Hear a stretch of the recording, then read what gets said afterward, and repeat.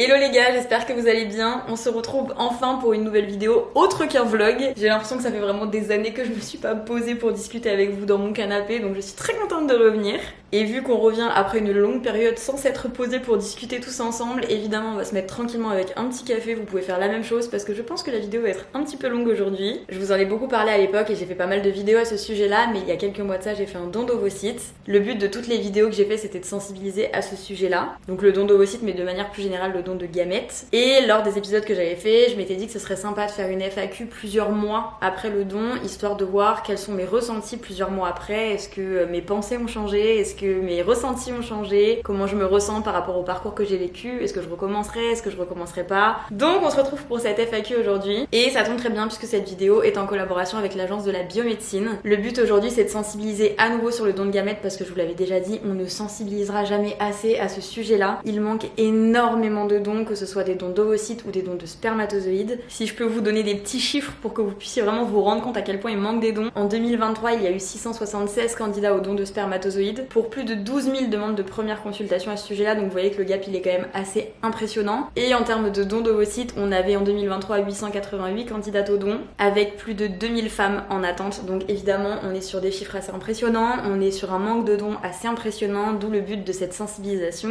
Pour un don de spermatozoïdes, le délai de prise en charge pour avoir accès à la PMA c'est plus de 15 mois, et pour un don d'ovocytes pour avoir accès à la PMA c'est plus de 24 mois. Comme vous le voyez, c'est des délais qui sont assez énormes, et tout ça c'est principalement dû au manque de dons tout simplement. D'où l'intérêt de faire encore une fois de la sensibilisation à ce sujet-là. Si je vous refais un petit peu le topo, mais ça je vous en avais déjà beaucoup parlé lors de mon don, il y a 3 grands principes au don de gamètes de manière générale. Le don est volontaire, personne ne peut vous forcer à faire un don, il faut que ça vienne de vous et de votre envie. Le don est gratuit, on ne peut pas être rémunéré pour faire un don. En revanche, tous les frais qui sont avancés, que ce soit des frais médicaux, des frais de transport, des frais d'hôtel, de parking, peu importe, ça c'est remboursé par l'établissement de santé, mais vous ne pouvez pas être payé pour faire un don, vous êtes juste remboursé de vos frais. Et le troisième grand principe étant que le don doit être anonyme. Le donneur ou la donneuse ne peuvent pas connaître le receveur ou la receveuse, et le receveur et la receveuse ne peuvent pas reconnaître le donneur ou la donneuse. Il y a uniquement l'enfant né du don qui pourra à sa majorité, et s'il le souhaite, donc à sa demande, pouvoir avoir accès à des données non identifiantes et identifiantes de la part du donneur ou de la donneuse. Et pour pousser la sensibilisation un petit peu plus loin et pour toucher encore un petit peu plus de personnes, l'agence de la biomédecine a décidé de faire un tourbus cette année dans 10 villes de France qui ont été sélectionnées au préalable. Ce sera sur les mois de septembre et sur les mois d'octobre. Je vous mettrai dans la description tous les lieux et toutes les dates des villes concernées. Évidemment, je vous mettrai aussi le lien des sites du don d'ovocytes et du don de spermatozoïdes. Et maintenant qu'on a discuté de tout ça, il est temps de faire un petit bilan quelques mois après mon don d'ovocytes à moi. Donc là, ce sera vraiment uniquement un retour d'expérience personnelle. Et je me suis pas remis dans mon dossier, donc vraiment ça va être avec les souvenirs que j'ai d'il y a quelques mois. Et vous allez voir qu'il y a déjà quelques réponses qui vont vous surprendre parce que je sais qu'il y a certaines questions qui m'ont été posées et je n'ai pas les mêmes réponses qu'il y a quelques mois de ça. Déjà, il y a un message que j'ai pas mal reçu et ça me touche de fou. Il y en a beaucoup d'entre vous qui se sont sensibilisés du coup grâce à mes vidéos au sujet du don d'ovocytes et qui du coup maintenant sont en parcours de don. Et ça me touche vraiment beaucoup, je suis très contente. Ne serait-ce que si toutes ces vidéos ont pu au moins amener une personne à faire un don, j'en suis extrêmement contente. Et là, je sais qu'il y en a plusieurs d'entre vous qui sont dans le parcours. Donc je suis très contente, je vous souhaite plein de courage et n'hésitez pas à me DM si jamais vous avez besoin d'en parler parce que du coup je suis passée par là aussi. Mais ça, je suis très contente, ça c'est vraiment un message qui me fait vraiment plaisir. Alors, combien de temps a duré le traitement par piqûre avant la ponction des ovocytes? Pour pas vous dire de bêtises, je vais carrément retourner sur mon calendrier parce que je m'étais tout noté. J'ai eu personnellement du coup 11 jours de traitement entre la première injection et du coup le déclenchement de mon ovulation. Et il s'est passé du coup 13 jours entre le début des injections et la ponction des ovocytes pour ma part. As-tu eu des effets secondaires liés à la stimulation ovarienne, ventre gonflé, douleurs, etc. Alors moi personnellement j'étais en plein dedans. Voilà, je pense que je peux vous mettre des photos par là, mais vraiment j'avais le ventre extrêmement gonflé. J'avais pas mal de douleurs au ventre aussi, mais j'étais dans une période assez stressante pour moi, donc je pense qu'il n'y avait pas que le traitement qui fonctionnait là-dessus. Je pense qu'il y avait vraiment plein de choses qui me donnaient mal au ventre. Et effectivement, j'avais le ventre très gonflé. D'ailleurs, à chaque fois que j'ai fait des contrôles, on m'a dit mais c'est normal, vos ovocytes sont grands, vos ovocytes sont nombreux, donc ce qui expliquait aussi le fait que j'avais le ventre très gonflé. Du coup, oui, personnellement, j'ai eu pas mal d'effets secondaires, mais franchement, ils sont très très vite partis à la suite de la fin du traitement, donc j'ai pas été trop à plaindre là-dessus. C'est vrai que sur le moment c'était pas forcément évident à gérer et à vivre, mais tout était bien calé pour que ça se fasse à un moment donné où j'étais tranquille à la maison, où j'avais un petit peu moins de travail, où j'avais pas mon fils à charge. Donc finalement sur le moment c'était dur, mais après coup c'était vachement gérable. Combien de temps s'est écoulé entre le premier rendez-vous pour démarrer le processus et le premier jour de traitement? Et alors ça c'est une très bonne question. Moi personnellement je trouve que ça a été assez rapide. Il me semble dans mes souvenirs qu'il s'est passé un petit peu moins de 4 mois entre le premier mail que j'ai envoyé pour avoir des renseignements et le jour de la ponction. Donc pour moi je trouve ça vraiment assez rapide. Je m'attendais à avoir plusieurs mois d'attente et en fait tout a été fait assez rapidement. Il me semble que ça je vous l'avais expliqué dans le tout premier épisode de mon don d'ovocytes, mais moi j'ai contacté directement par mail le centre de don le plus proche de chez moi pour savoir un petit peu comment ça se passait. Ils m'ont envoyé une ordonnance d'échographie à faire et je sais plus si j'avais une prise de sang à faire aussi la première fois, mais échographie c'est sûr. Dès que j'ai fait l'échographie, il fallait que je leur envoie par retour les résultats et en fonction ils me donnaient un rendez-vous ou non, si les résultats étaient bons ou non. Moi il s'avère que mes résultats étaient bons. J'ai eu un rendez-vous je pense moins d'un mois après avoir envoyé le premier mail et j'ai commencé le traitement peut-être 2 mois après le premier rendez-vous. En fait ça a été vraiment assez rapide et ça aurait pu honnêtement être encore plus rapide que ça parce qu'il y avait des arrêts de travail personnellement dans le centre de don dans lequel j'ai été, ce qui fait qu'il y a certains rendez-vous qui ont dû être reculés, mais franchement si tout le personnel avait été présent je pense que ça aurait été moins long que 4 mois. Comment t'es venue l'idée de faire ce don? Alors il faut savoir que le souvenir le plus lointain que j'ai concernant l'idée de faire un don, je pense que c'était plus ou moins autour de ma majorité, donc là à l'heure actuelle j'ai 25 ans, donc ça fait plus ou moins 7 ans que j'y pense. Après pour préciser aussi, moi tout ce qui tourne autour de la sexualité, de la féminité, de l'appareil reproducteur, de la grossesse, de l'accouchement, etc. c'est des sujets qui m'ont toujours intéressée mais depuis que je suis adolescente. Je me suis toujours beaucoup cultivée à ce sujet-là parce que c'est des sujets qui m'ont toujours tenue à cœur et donc j'avais assez tôt connaissance du don de gamètes, je savais que ça existait, je savais que je voulais en faire un, mais je pense que à ma majorité j'y pensais mais j'avais pas la force et l'envie de faire toutes les démarches pour le faire. Ce qui est totalement entendable, 18 ans t'es quand même assez jeune, tu commences juste à devenir un adulte, t'es un tout jeune adulte, mais c'est vrai qu'à ce moment-là j'avais déjà l'idée mais parce que j'en avais la connaissance et je savais que ça existait. J'ai voulu faire une première tentative d'un don d'ovocytes en 2022, sauf que au moment de poser les questions, d'envoyer les premiers mails, je suis tombée enceinte. Donc forcément ça a coupé un petit peu la chic au projet.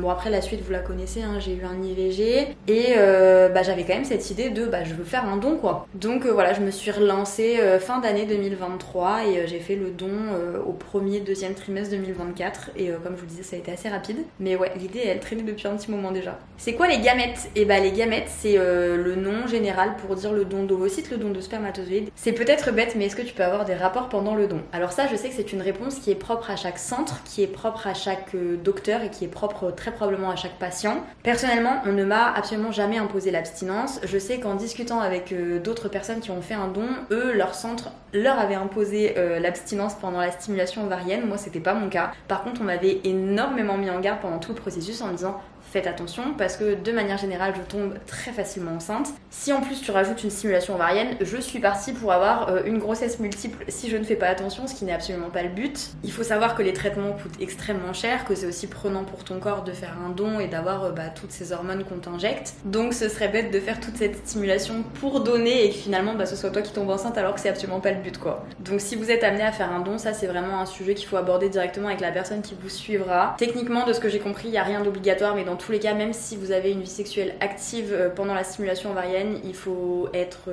très précautionneux, il faut faire très attention et être sûr qu'il n'y ait pas d'accident qui arrive quoi. Pourrais-tu retenter le don? Et ça c'est mon problème, c'est que j'oublie bien trop facilement ce que je vis et ce que je ressens. Pour ceux qui ont vu les épisodes du coup sur ma chaîne YouTube du moment de la stimulation, je sais plus quel épisode c'était, mais je vous disais justement que c'était assez compliqué pour moi parce que j'ai toujours eu du mal à tolérer les hormones, que ce soit les hormones de grossesse, les hormones liées à l'IVG, les hormones de contraception, les hormones de la pilule du lendemain, toutes les hormones qui viennent chambouler mon corps, ça a toujours été quelque chose mais depuis mon adolescence qui est compliqué pour moi, que ce soit physique et psychologique. Et donc c'est vrai que sur le moment quand tu te prends environ 2 semaines de stimulation ovarienne, c'est vraiment beaucoup d'hormones sur très peu de temps, ça a été assez compliqué à gérer pour moi.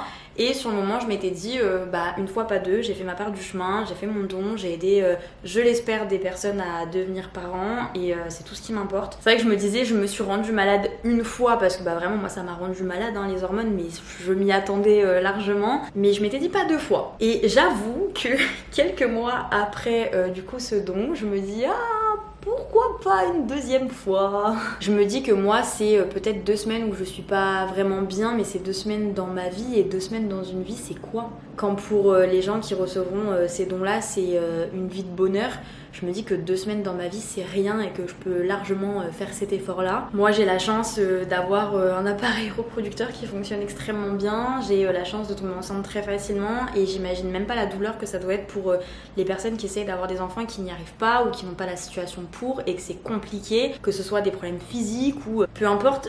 J'imagine même pas à quel point ça doit être dur quand moi finalement j'arrive à tomber enceinte tellement facilement que souvent ça me tombe dessus alors que je n'ai rien demandé. Et je me dis ouais, que 2 semaines dans une vie où je suis pas en giga forme et que c'est peut-être un peu compliqué par rapport à ces gens-là qui attendent des années pour avoir des enfants, je pense que je peux largement faire l'effort et peut-être éventuellement recommencer une deuxième fois. Je me suis pas véridiquement penchée sur le sujet pour le moment, dans le sens où je ne sais pas s'il y a des délais à respecter entre 2 dons. D'ailleurs j'ai appris sur le site du don d'ovocytes justement que une donneuse ne pouvait pas faire plus de 2 dons dans sa vie, ce qui fait que là éventuellement si j'en fais un deuxième bientôt, bah ce sera fini jusqu'à la fin de ma vie, en sachant les gars qu'on peut donner de ses 18 à ses 37 ans, donc vous avez quand même de la marge si vous êtes dans ce petit créneau là. Mais ouais, je me pose la question parce que finalement avec le recul je me dis c'était peut-être pas si horrible que ça, donc ouais, ça me trotte dans la tête. Après, est-ce que ça se fera bientôt, est-ce que ça ne se fera pas bientôt, je ne sais pas. Qu'est-ce qui est faisable, je ne sais pas, j'aviserai si j'en refais un, bien évidemment vous serez au courant de toute façon.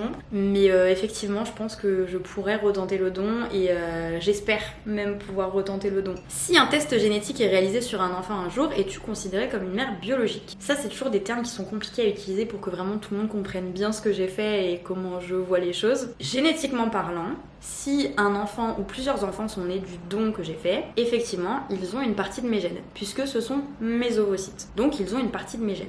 Est-ce que pour autant je suis une mère?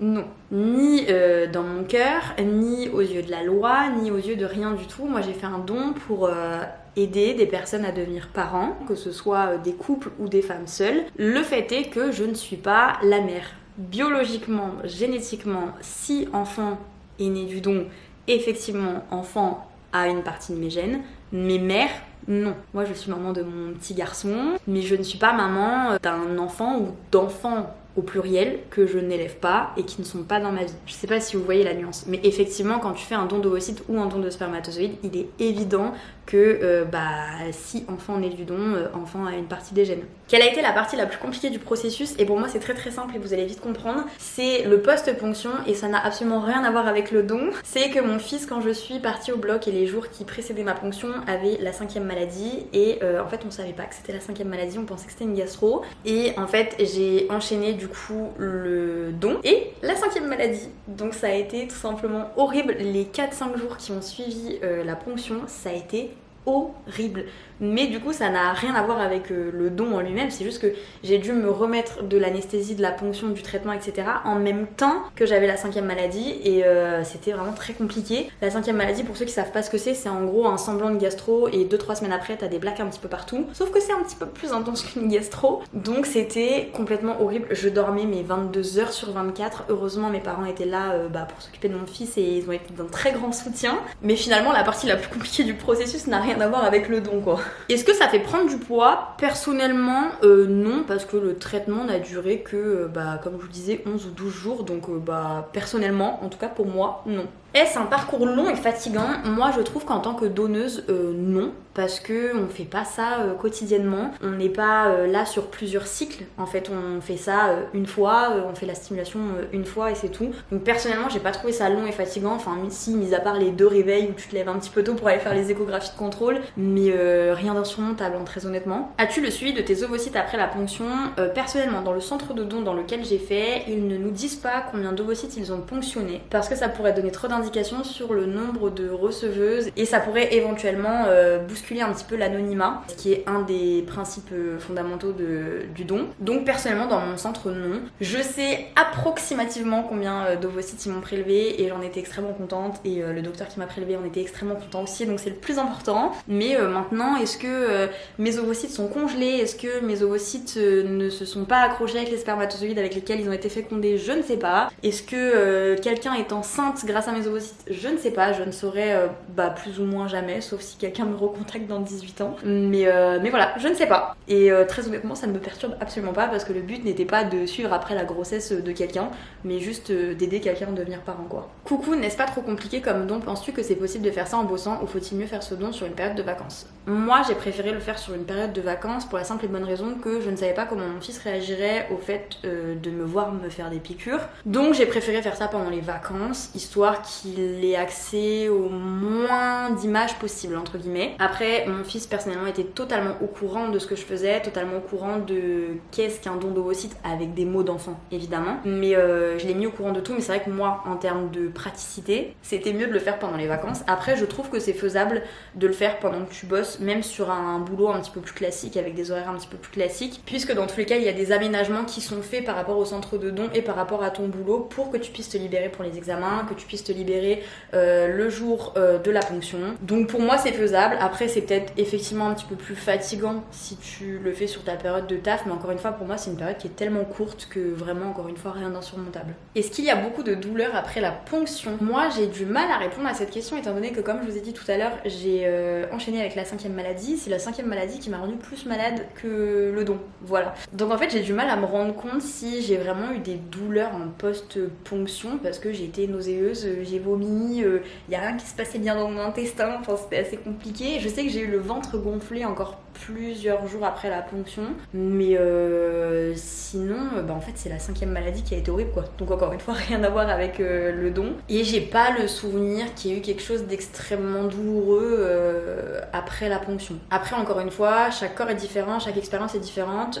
Éventuellement si je refais un deuxième don, peut-être que ce sera beaucoup plus simple le traitement et beaucoup moins sympa le post-ponction, je sais pas du tout. Mais en tout cas personnellement j'ai pas le souvenir que c'était traumatisant, mis à part la 5e maladie. Et finalement, est-ce un parcours compliqué habitant à la campagne? Est-ce que c'est pas trop difficile pour les rendez-vous? Alors là, ce que je vous invite à faire, c'est d'aller sur le site du don d'ovocytes ou du don de spermatozoïdes en fonction de ce que vous pouvez donner et de regarder le centre de don qui est le plus proche de chez vous. Après, il faut vous dire que même si les centres ne sont évidemment pas dans les villages et sont plutôt dans les grandes villes, ça fait peut-être de la route, mais les centres s'organisent pour combiner tous les rendez-vous au même moment, histoire que vous n'ayez pas 72 allers-retours à faire sur une période assez longue. Personnellement, le premier jour où j'ai eu rendez-vous en physique là-bas, j'avais rendez-vous avec la sage-femme, avec la professeure et avec la psychologue du centre le même jour sur 2 heures, histoire de faire un aller-retour et de pas venir 3 fois à des moments différents. Donc ça, pour le coup, ils savent s'organiser. Après, effectivement, peut-être que le centre de don le plus proche de chez toi est loin, ça je sais pas, ça sera à toi de voir. Donc je vous mets dans tous les cas le lien